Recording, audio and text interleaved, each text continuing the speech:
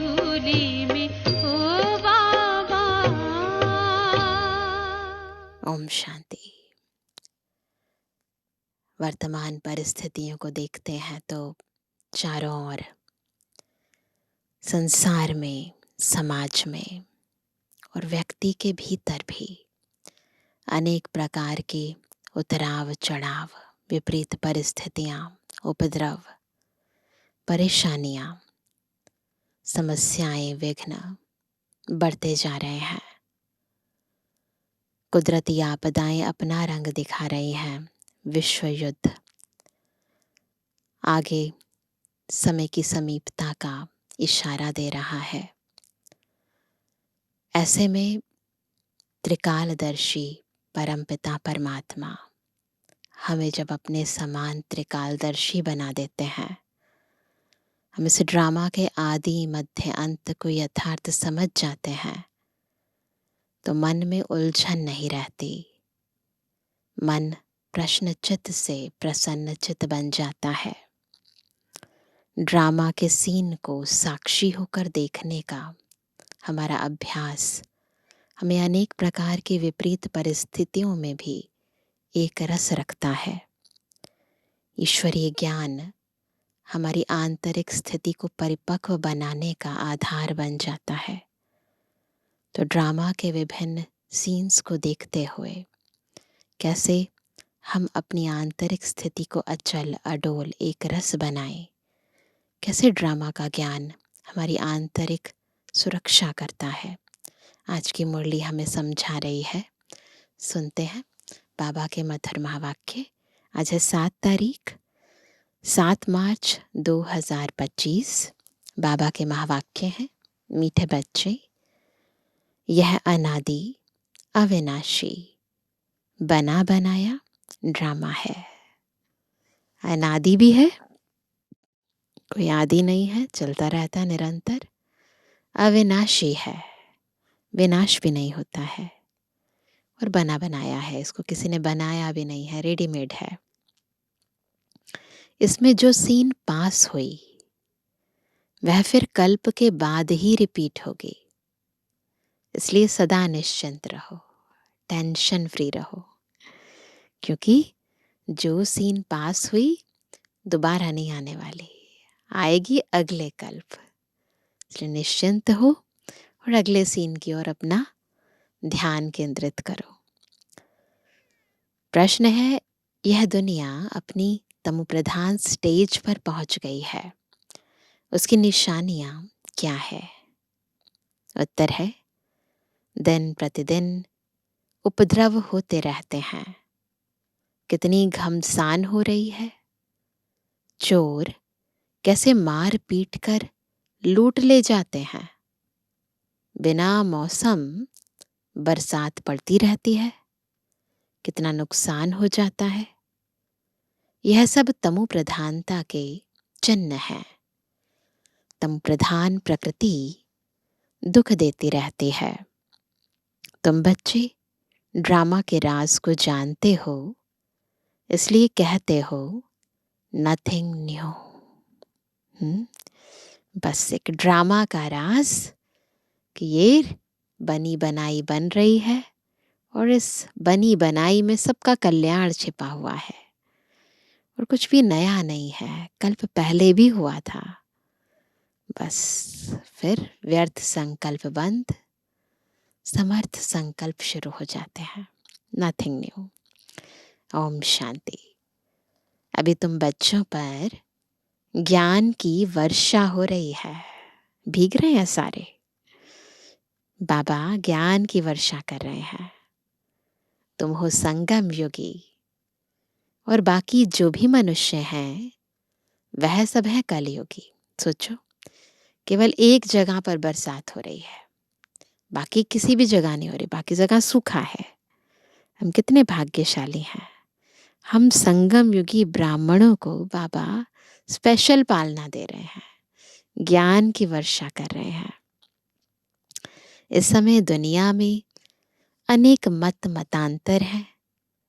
तुम बच्चों की तो है एक मत, है सबकी एक मत ना, सब मिलकर रहते हैं ना श्रीमत प्रमाण, जो एक मत भगवान की ही मिलती है। वे लोग भक्ति मार्ग में जप तप तीर्थ आदि जो कुछ करते हैं, वह समझते हैं यह सब रास्ते भगवान से मिलने के हैं। कहते हैं भक्ति के बाद ही भगवान मिलेंगे, परंतु उन्हों को यह पता ही नहीं है कि भक्ति शुरू कब होती है और कब तक चलती है। सिर्फ कह देते भक्ति से भगवान मिलेगा, इसलिए अनेक प्रकार की भक्ति करते आते हैं।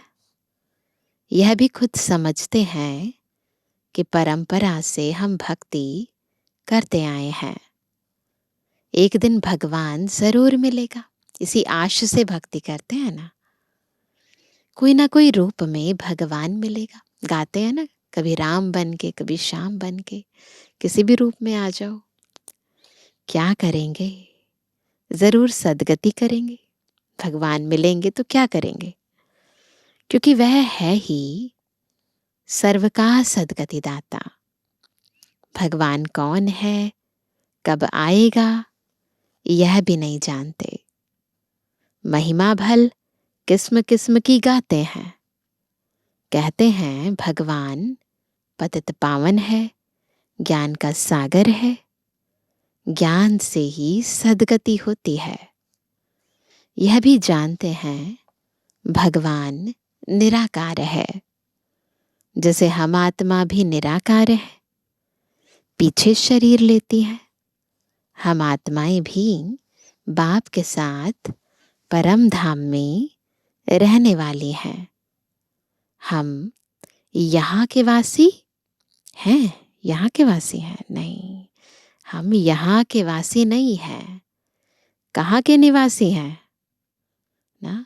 यह भी यथार्थ रीति नहीं बतलाते हैं। कोई तो समझते हैं हम स्वर्ग में चले जाएंगे। अब सीधा स्वर्ग में तो किसको भी जाना नहीं है। कोई फिर कहते ज्योति ज्योत में समा जाएंगे, ये भी रॉन्ग है। आत्मा को विनाशी बना देते हैं। मोक्ष भी हो ना सके, कोई पूरी तरह मुक्त तो हो नहीं सकता ना। जबकि कहते हैं बनी बनाई बन रही, अब कुछ बननी नहीं, यह चक्र फिरता रहता है। हिस्ट्री जियोग्राफी रिपीट होती है, परंतु चक्र कैसे फिरता है ये भी नहीं जानते, है ना। चक्र कैसे फिरता है ये नहीं जानते एग्जैक्टली। बातें करते हैं, कहीं ना कहीं आत्मा के अंदर है ज्ञान, पर एग्जैक्ट ज्ञान क्या है, यथार्थ ज्ञान क्या है, वो नहीं है। बाबा आकर बताते हैं। तो परंतु चक्र कैसे फिरता है ये नहीं जानते। न चक्र को जानते, न ईश्वर को जानते। भक्ति मार्ग में कितना भटकते हैं, है ना। एक तो पैरों से भटकते हैं, फिर बुद्धि भी भटकती है। क्यों?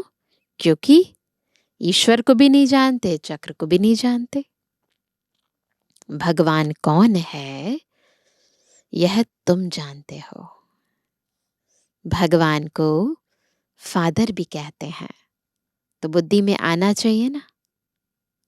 लौकिक फादर भी तो है, फिर हम उनको याद करते हैं, तो दो फादर हो गए, लौकिक और पारलौकिक। ज्ञान देने के लिए बहुत अच्छा तरीका है ना, लौकिक और पारलौकिक। उस पारलौकिक बाप से मिलने के लिए इतनी भक्ति करते हैं। वह परलोक में रहते हैं, निराकारी दुनिया भी है जरूर। तुम अच्छी रीति जानते हो, मनुष्य जो कुछ करते हैं वह सब है भक्ति मार्ग। रावण राज्य में भक्ति ही भक्ति होती आई है। ज्ञान हो ना सके, भक्ति से कभी सदगति नहीं हो सकती। सदगति करने वाले बाप को याद करते हैं तो जरूर वह कभी आकर सदगति करेंगे। तुम जानते हो, यह बिल्कुल ही तमु प्रधान दुनिया है। सतु प्रधान थे, अभी तमु प्रधान हैं। कितने उपद्रव होते रहते हैं, बहुत घमसान हो रही है।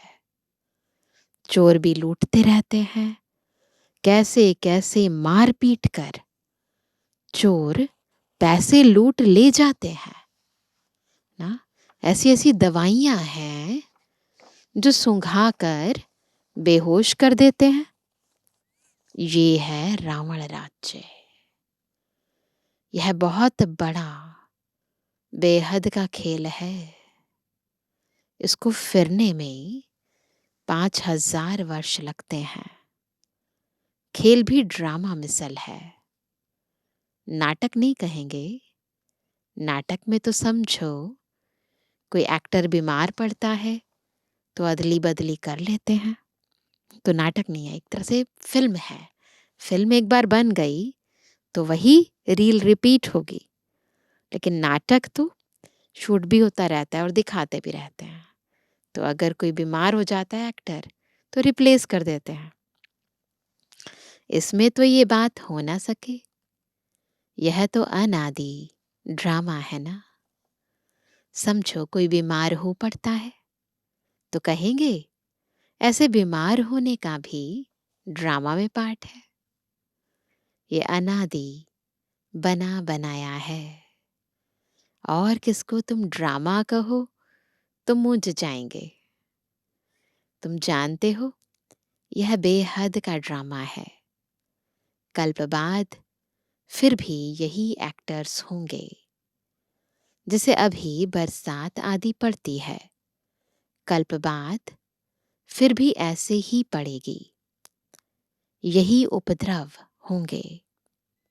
तुम बच्चे जानते हो, ज्ञान की बरसात तो सभी पर पड़ नहीं सकती है, लेकिन यह आवाज सभी के कानों तक अवश्य जाएगा कि ज्ञान सागर भगवान आया हुआ है। ये शिव भगवान वाच है न, कि सारे ज्ञान को धारण तो नहीं कर पाएंगे, परंतु हाँ, ये मैसेज सबको मिल जाएगा कि भगवान आया हुआ है। तुम्हारा मुख्य है योग।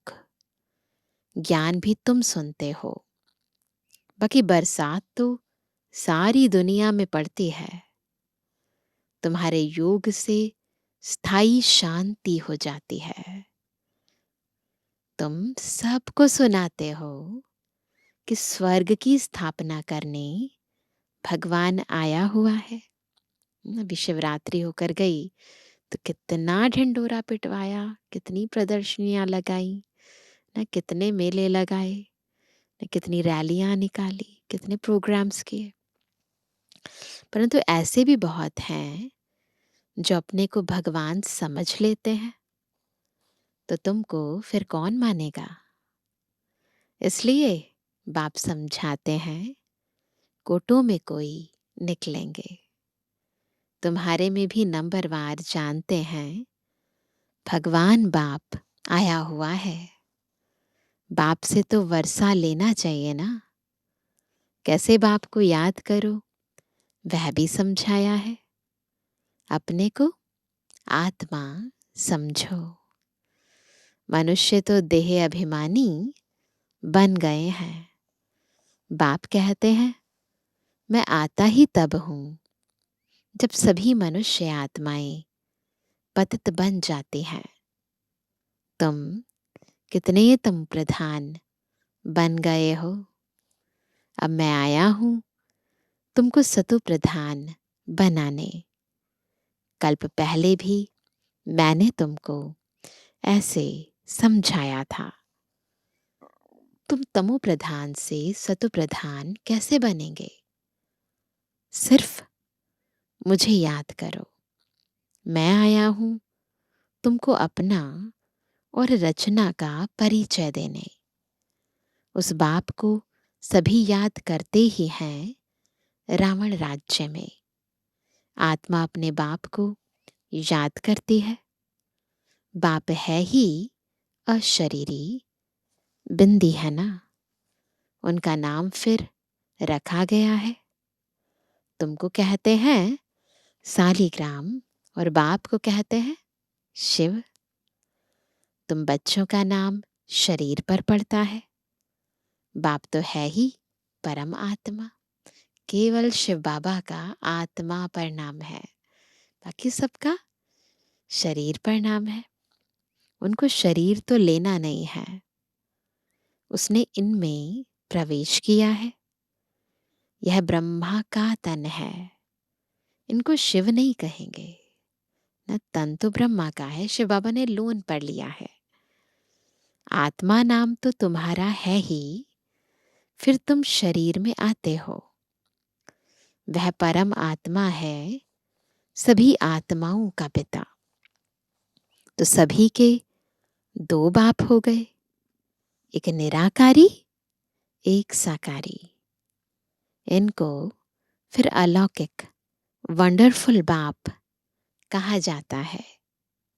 कितने ढेर बच्चे हैं, मनुष्यों को ये समझ में नहीं आता है।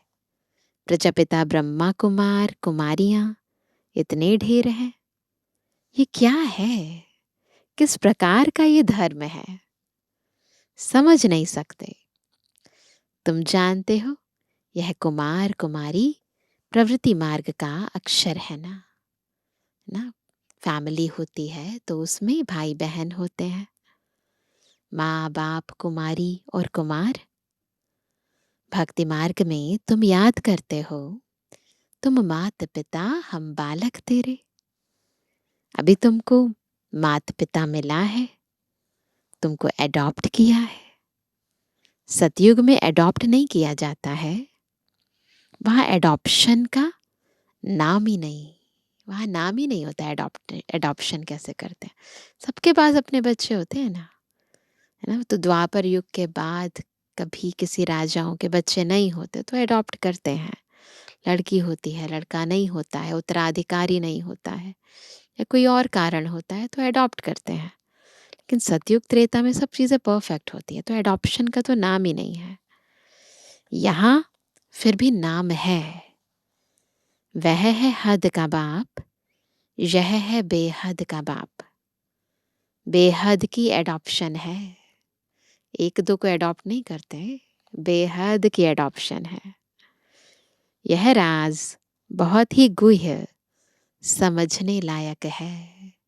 समझने की बात है कि शिव बाबा, हम बाबा के बच्चे तो हैं ही, लेकिन जब ब्रह्मा के मुखवंशावली संतान बनते वो है एडॉप्शन। तो एडॉप्टेड बच्चे हम ब्राह्मण हैं। तुम लोग पूरी रीति किसको समझाते नहीं हो। पहले पहले अंदर कोई आते हैं, बोले गुरु का दर्शन करने आए हैं, तो तुम बोलो कि यह कोई मंदिर नहीं है। बोर्ड पर देखो क्या लिखा हुआ है, ब्रह्मा कुमार कुमारियां ढेर है। यहाँ कोई गुरु सिस्टम नहीं है, कोई गुरु नहीं, कोई चेला नहीं, गुरु शिष्य वगैरह नहीं है। यहाँ तो फैमिली है ना, ये तो विद्यालय है ना। तो ब्रह्मा कुमार कुमारियां ढेर हैं, ये सब प्रजापिता के बच्चे हो गए। प्रजा तो तुम भी हो, यानी बच्चे तो तुम भी हो। भगवान सृष्टि रचते हैं, ब्रह्मा मुख कमल द्वारा हमको रचा है ना। दुनिया में भी कहते हैं ना, परमात्मा शिव ने ब्रह्मा मुख से इतनी बड़ी रचना करी है ना। परमात्मा शिव ने सृष्टि रची और ब्रह्मा द्वारा रची। लिखा हुआ है शिव महापुराण में कि ब्रह्मा के ललाट से ना ऐसे ज्योति प्रज्वलित हुई। तो ब्रह्मा मुख कमल द्वारा हमको रचा है। हम हैं ही नई सृष्टि के, तुम हो पुरानी सृष्टि के। नई सृष्टि का बनना होता है संगम युग पर। यह है पुरुषोत्तम बनने का युग। तुम संगम युग पर खड़े हो, बुद्धि से बिल्कुल सृष्टि चक्र के टॉप पर खड़े हो जाओ। वे कलयुग में खड़े हैं, जैसे कि पार्टीशन पड़ गई है ना, बिल्कुल अलग हो गया है। देखा है ना, सृष्टि चक्र के अंदर संगम युग अलग से दिखाया है, तो वो कलयुग में, हम संगम युग में। आजकल तो देखो कितनी पार्टीशन है। हर एक धर्म वाला समझते हम अपनी प्रजा को संभालेंगे, अपने धर्म को, हम जीन्स को सुखी रखेंगे। इसलिए हर एक कहते हैं हमारी स्टेट से यह चीज बाहर ना जाए। आगे तो राजा का सारी प्रजा पर हुक्म चलता था। राजा को माए बाप अन्नदाता कहते थे। अभी तो राजा रानी कोई है नहीं। अलग अलग टुकड़े हो गए हैं। कितने उपद्रव होते रहते हैं। अचानक बाढ़ आ जाती है, भूकंप होते रहते हैं। ये सब है दुख का मौत। अभी तुम ब्राह्मण समझते हो कि हम सब आपस में भाई भाई हैं, तो हमें आपस में बहुत बहुत प्यार से शीरखंड होकर रहना है। हम एक बाप के बच्चे हैं, तो आपस में बहुत प्यार होना चाहिए। राम राज्य में शेर बकरी जो एकदम पक्के दुश्मन है, वह भी इकट्ठे पानी पीते हैं, ऐसे गायन है ना। यहाँ तो देखो घर घर में कितना झगड़ा है ना। दो बच्चे भी इकट्ठे नहीं रह सकते। माँ बाप बच्चों की आपस में नहीं बनती है। नेशन नेशन का झगड़ा आपस में ही फूट पड़ती है। अनेक मतें हैं। अभी तुम जानते हो हम सब ने अनेक बार बाप से वर्षा लिया है और फिर गवाया है, अर्थात रावण पर जीत पाते हैं और फिर हारते हैं। एक बाप की श्रीमत पर हम विश्व के मालिक बन जाते हैं। इसलिए उनको ऊंच ते ऊंच भगवान कहा जाता है। सर्व का दुख हरता सुख करता कहा जाता है। अभी तुमको सुख का रास्ता बता रहे हैं। तुम बच्चे आपस में शीरखंड होने चाहिए, मिलजुल कर रहना चाहिए एक दूसरे के साथ।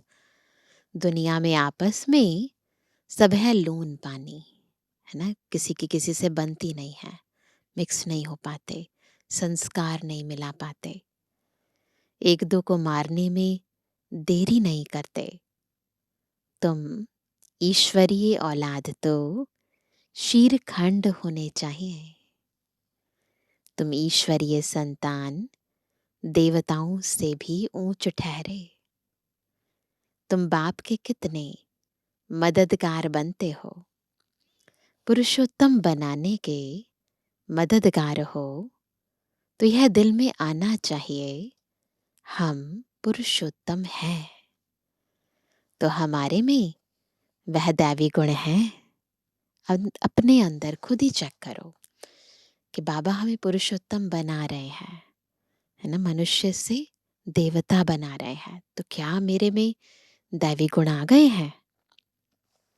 आसुरी गुण है तो वह फिर बाप का बच्चा तो कहला ना सके। इसलिए कहा जाता है सतगुरु का नंदक ठोर ना पाए। वह कलयुगी गुरु फिर अपने लिए कहकर मनुष्यों को डरा देते हैं, है ना। इसलिए वो छोड़ते ही नहीं है। तो बाप बच्चों को समझाते हैं सपूत बच्चे वह हैं जो बाप का नाम बाला करते हैं, शीरखंड हो रहते हैं। तो हम कौन हैं? सपूत बच्चे हैं, बाबा का नाम बाला करते हैं, शीरखंड होकर रहते हैं। बाप हमेशा कहते हैं शीरखंड बनो, यानी मिलजुल कर रहो, स्नेह दो, सहयोग दो, है ना, आपस में संस्कार मिलाकर चलो। लून पानी हो, आपस में लड़ो झगड़ो नहीं। तुमको यहाँ शीर खंड बनना है। आपस में बहुत लव चाहिए, क्योंकि तुम ईश्वरीय औलाद हो ना। ईश्वर मोस्ट लवली है, तब तो उनको सभी याद करते हैं। तो तुम्हारा आपस में बहुत प्यार होना चाहिए, नहीं तो बाप की इज्जत गवाते हो। ईश्वर के बच्चे आपस में लून पानी कैसे हो सकते? फिर पद कैसे पा सकेंगे? बाप समझाते हैं, आपस में शीर खंड हो रहो। लून पानी होंगे तो कुछ भी धारणा नहीं होगी। आपस में एक दूसरे के प्रति ईर्ष्या, द्वेष, घृणा की भावनाएं इतनी होंगी, तो फिर ऐसे में फिर धारणा हो, बाबा का ज्ञान बुद्धि में बैठे, संभव ही नहीं। क्योंकि या तो व्यर्थ बातें हैं या तो समर्थ बातें हैं। अगर व्यर्थ होगा तो समर्थ चिंतन नहीं चलेगा, तो धारणा नहीं हो पाएगी। अगर बाप के डायरेक्शन पर नहीं चलेंगे, फिर ऊंच पद कैसे पाएंगे? देह अभिमान में आने से ही फिर आपस में लड़ते हैं। देही अभिमानी हो तो कुछ भी खिटपिट ना हो। ईश्वर बाप मिला है तो फिर दैवी गुण भी धारण करने हैं। आत्मा को बाप जैसा बनना है। जैसे बाप में पवित्रता, सुख, प्रेम आदि सब है, तुमको भी बनना है। नहीं तो ऊंच पद पा नहीं सकते। पढ़कर बाप से ऊंच वर्षा पाना है। बहुतों का जो कल्याण करते हैं वही राजा रानी बन सकते हैं। बाकी दास दासियां जाकर बनेंगे तो क्या बनना है? राजा रानी बनना है ना, तो बहुतों का कल्याण करना है। समझ तो सकते हैं ना कौन कौन क्या बनेंगे? पढ़ने वाले खुद भी समझ सकते हैं।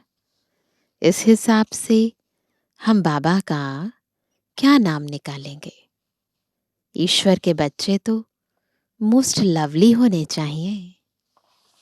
जो कोई भी देख खुश हो जाए, ऐसे होने चाहिए। कोई भी आपको देखे और बस खुश हो जाए। बाबा को भी मीठे वह लगेंगे। पहले घर को तो सुधारो। वो हमेशा कहते हैं चैरिटी बिगिंस एट होम। अच्छा कार्य, नेक कार्य पहले घर से शुरू करो। पहले घर को, फिर पर यानी दूसरों को सुधारना है। गृहस्थ व्यवहार में कमल फूल समान पवित्र और शीरखंड होकर रहो। कोई भी देखे तो कहे, ओहो, यहाँ तो स्वर्ग लगा पड़ा है। अज्ञान काल में भी बाबा ने खुद ऐसे घर देखे हैं। 6-7 बच्चे शादी किए हुए सब इकट्ठे रहते हैं। सब सवेरे उठकर भक्ति करते हैं। घर में एकदम शांति लगी रहती है। यह तो तुम्हारा ईश्वरीय कुटुंब है।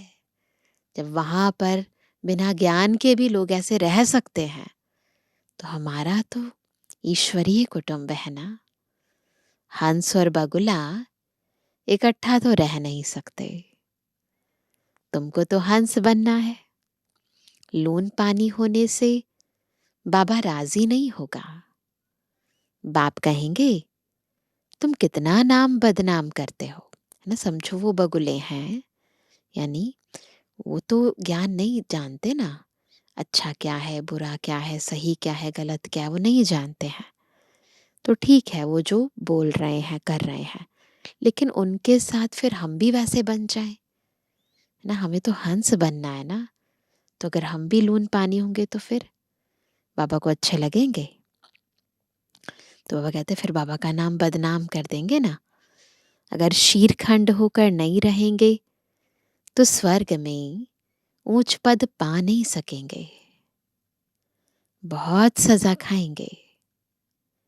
बाप का बनकर फिर अगर लून पानी रहते हैं, है ना, बाबा का बनकर फिर अगर लून पानी हो रहते हैं तो 100 गुणा सजा खाएंगे। फिर तुमको साक्षात्कार भी होते रहेंगे कि हम क्या पद पाएंगे।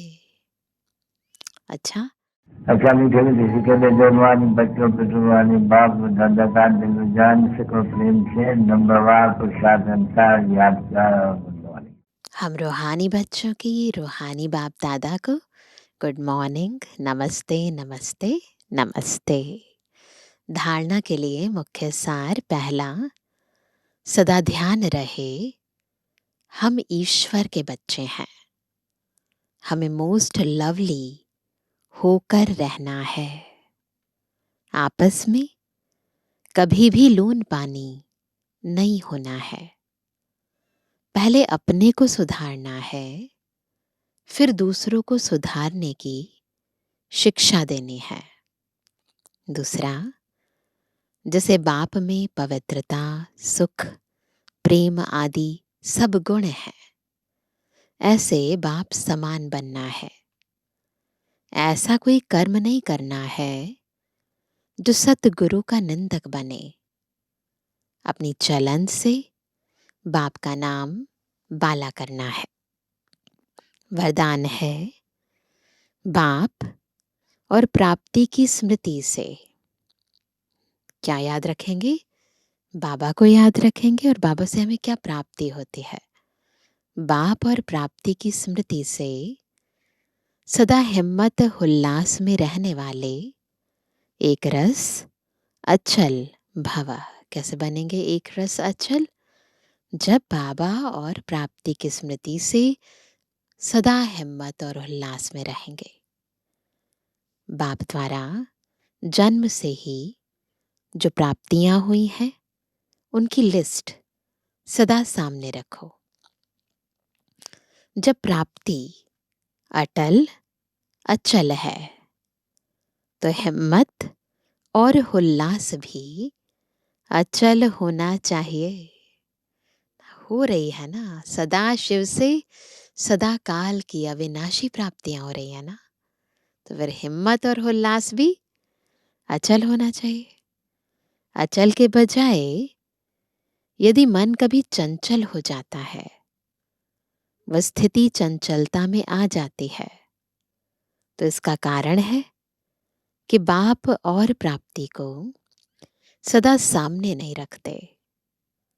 सर्व शक्तियों का अनुभव सदा सामने व स्मृति में रहे तो सब विघ्न खत्म हो जाएंगे। नया, सदा नया उमंग, नया उल्लास रहेगा।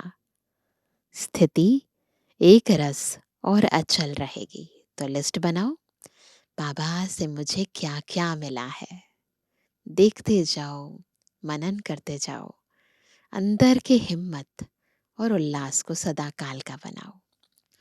आज का स्लोगन है, किसी भी प्रकार की सेवा में सदा संतुष्ट रहना ही अच्छे मार्क्स लेना है। अगर अच्छे मार्क्स लेने हैं सेवा में तो सबसे पहली इंपॉर्टेंट बात है संतुष्टता, स्वयं की भी और जिनकी सेवा करते हैं उनकी भी और बाबा की भी। इसलिए बाबा ने कहा किसी भी प्रकार की सेवा में सदा संतुष्ट रहना ही अच्छे मार्क्स लेना है। सुनते हैं आज का व्यक्त इशारा। सत्यता और सभ्यता रूपी कल्चर को अपनाओ। आप ब्राह्मण बच्चे बहुत बहुत रॉयल हो। आपका चेहरा और चलन दोनों ही सत्यता की सभ्यता अनुभव कराए। वैसे भी रॉयल आत्माओं को सभ्यता की देवी कहा जाता है। उनका बोलना, देखना, चलना, खाना पीना, उठना बैठना, हर कर्म में सभ्यता, सत्यता, स्वतः ही दिखाई देती है। ऐसे नहीं कि मैं तो सत्य को सिद्ध कर रहा हूं और सभ्यता हो ही नहीं, तो यह राइट नहीं है। तो सत्यता भी और सभ्यता भी। अच्छा, ओम शांति।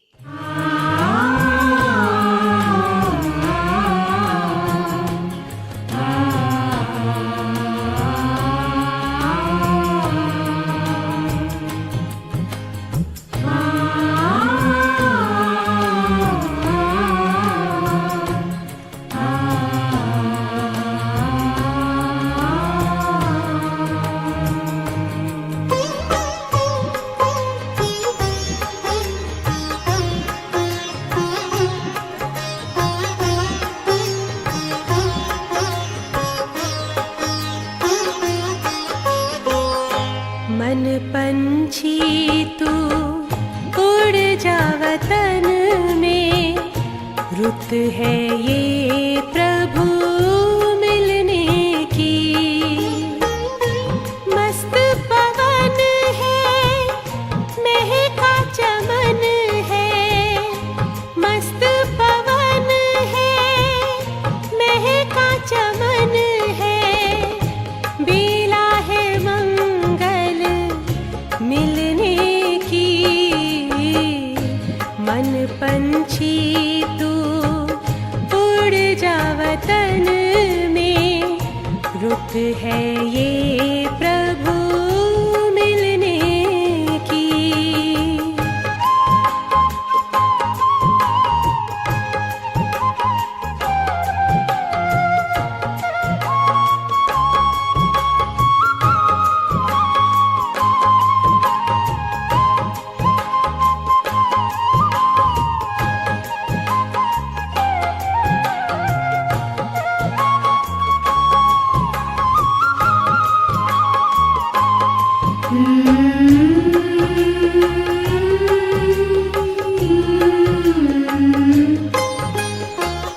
बादल की छाँव से, तारों के गाँव से, पार चला जा जग की हवाओं से, पार चला जा जग की हवाओं से। छोड़ के पीछे नील गगन को, ये घड़ी है प्रभु मिलने की। मन पंछी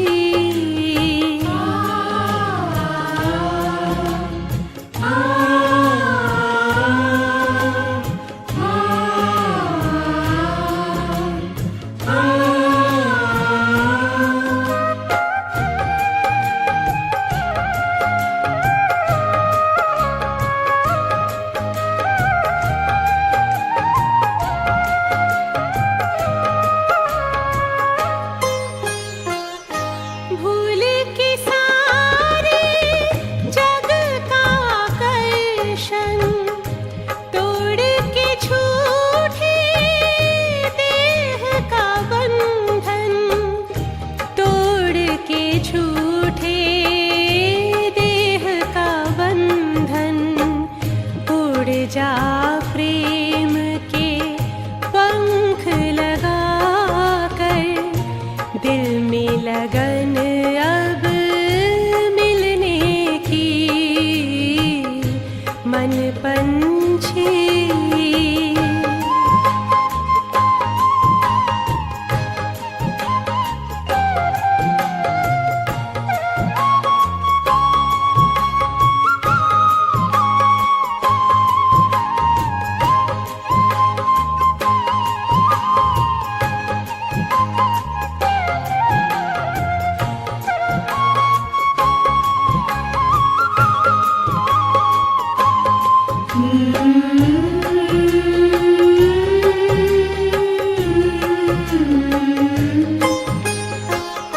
सुख में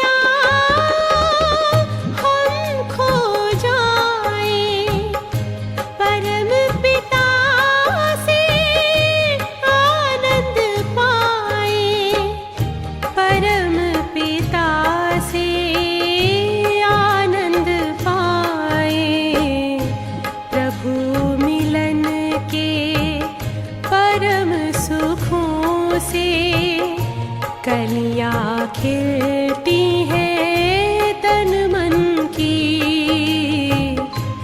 मन पंछी तू उड़ जा वतन में, रुत है ये प्रभु मिलने की।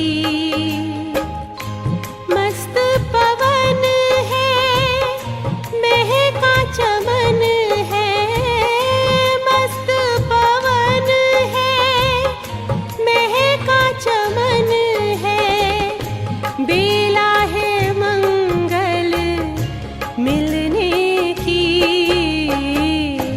मन पंछी तू उड़ जा वतन में, रुत है ये प्रभु